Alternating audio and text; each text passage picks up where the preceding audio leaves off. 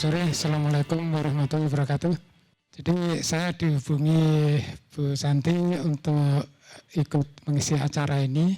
Terus terang saya senang sekali karena bagi saya untuk diskusi hal-hal yang terkait dengan pemberantasan korupsi ini kesukaan saya. Saya hidup mengalami banyak karirnya nggak begitu jelas.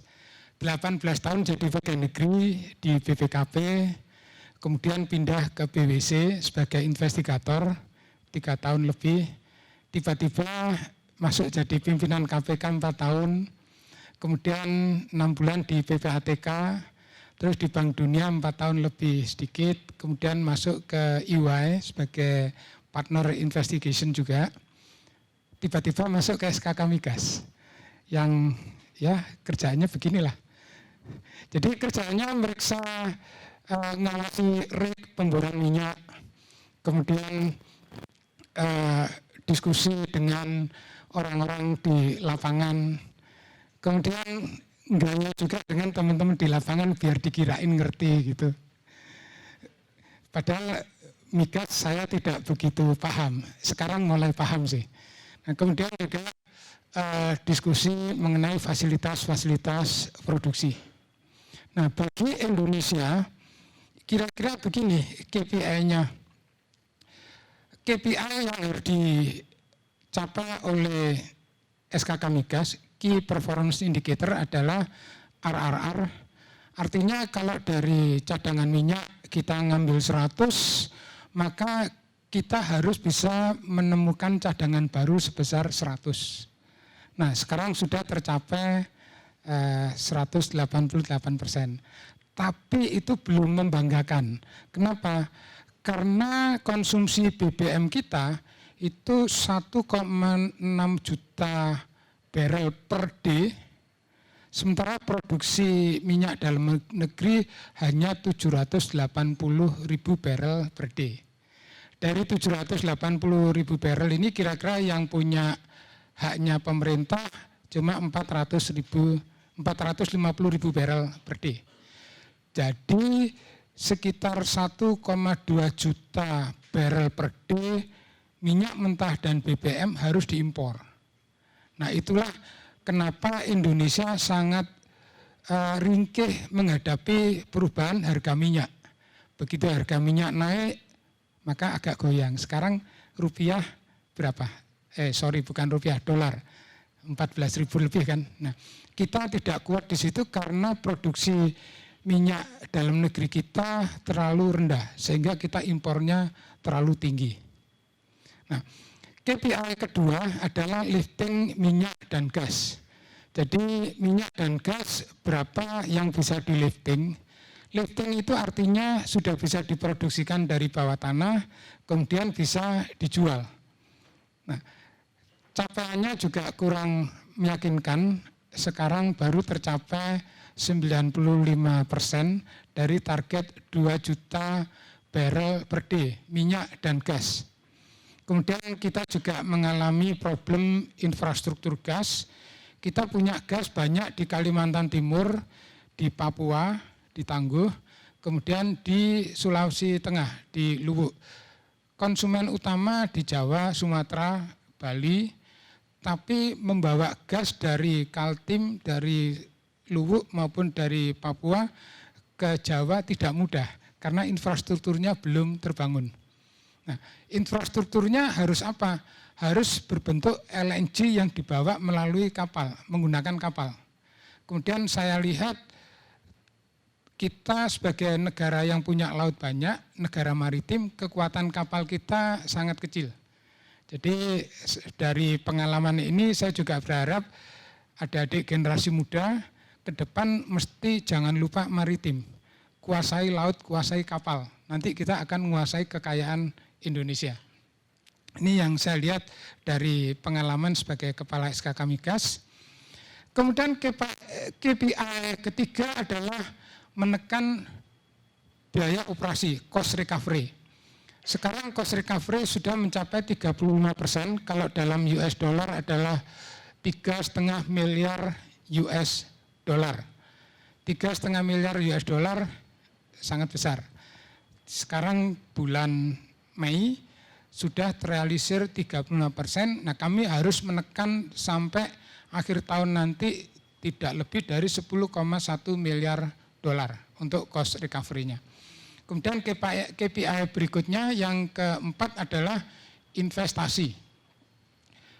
Bagaimana caranya menarik investasi untuk operasi di hulu migas.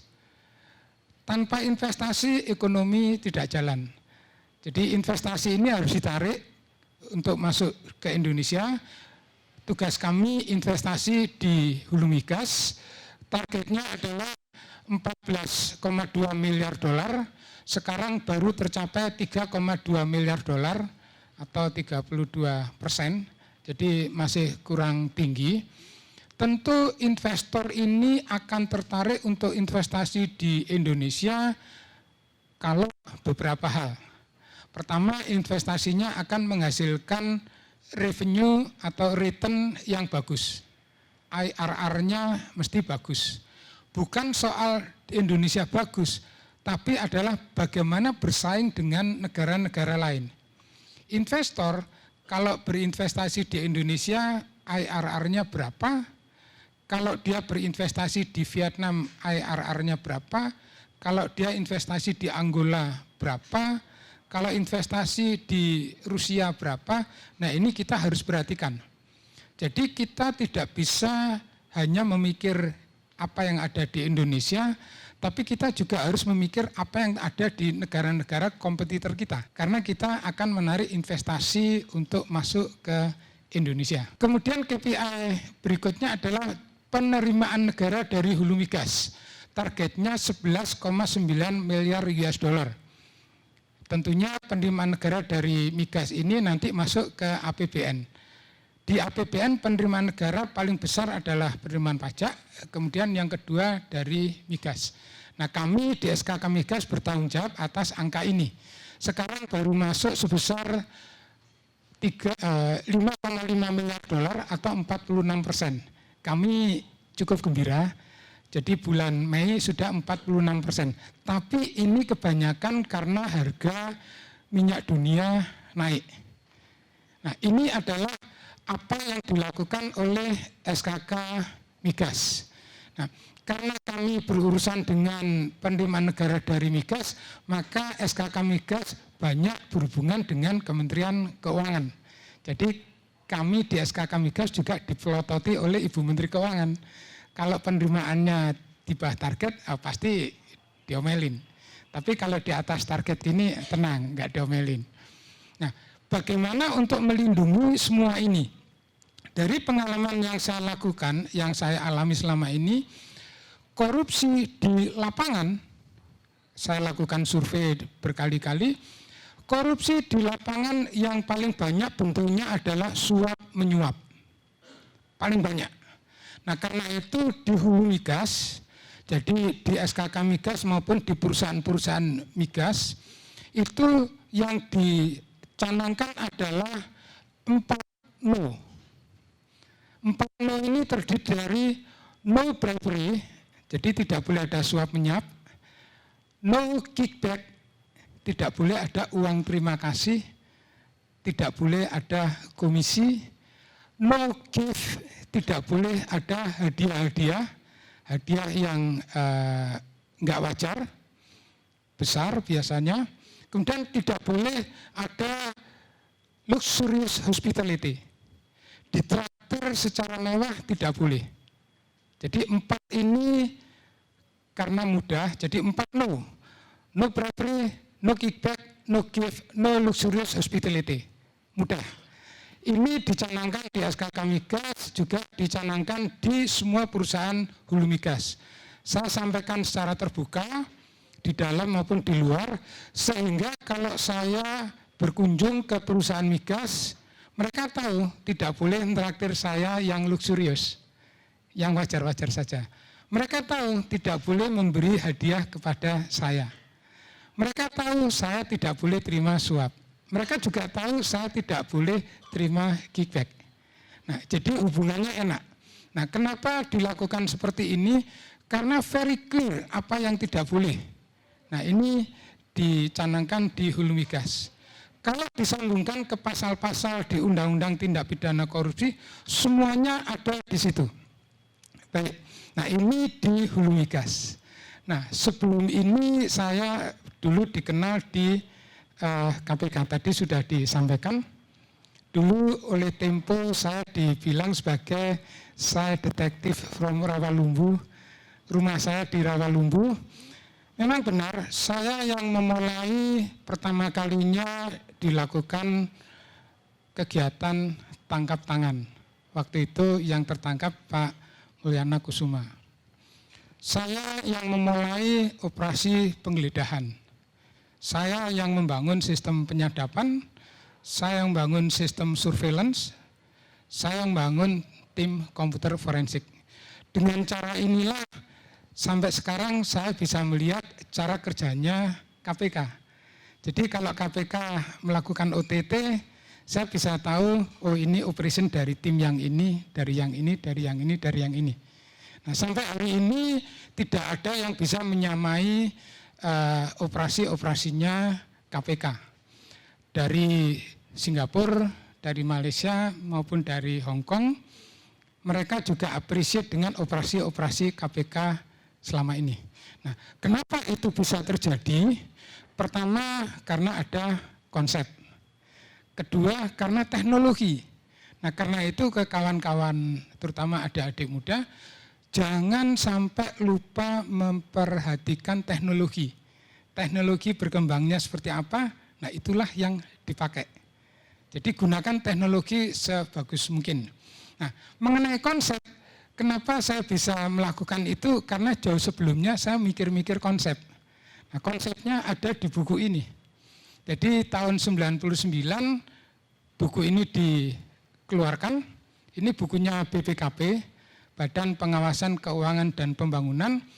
Waktu membuat ini dilakukan dari tahun 97 sampai 98. Detail-detail mengenai korupsi,